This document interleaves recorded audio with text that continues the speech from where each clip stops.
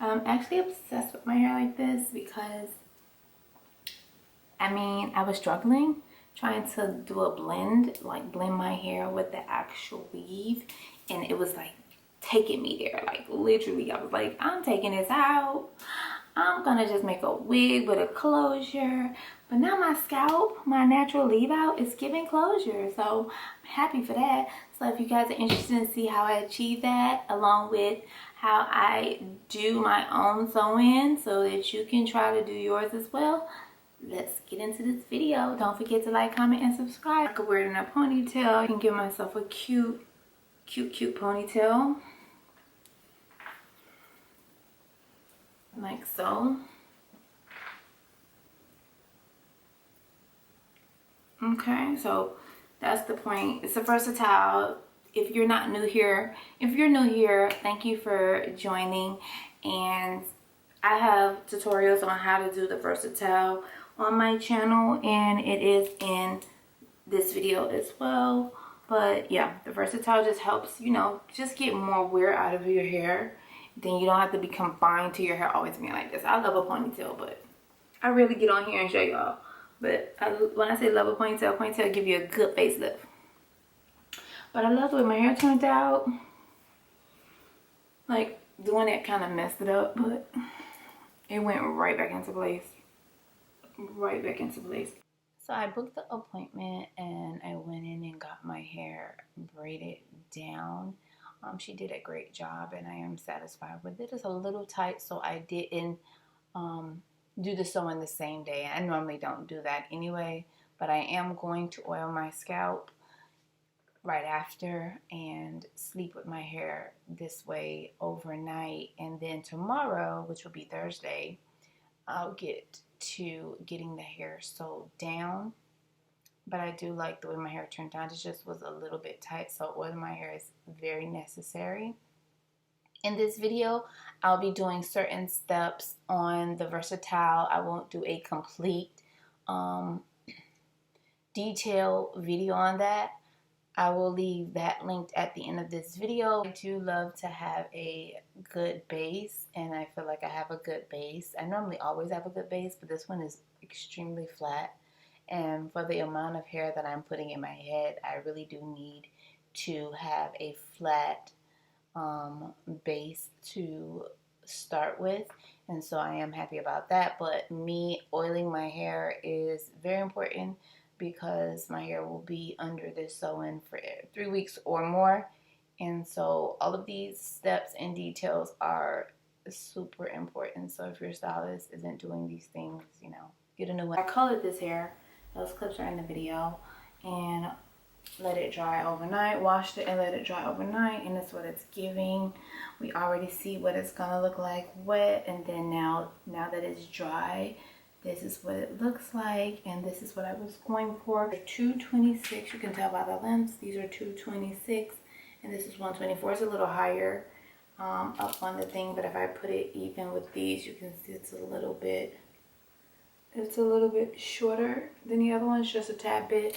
But yeah, so I'm gonna go ahead and get started.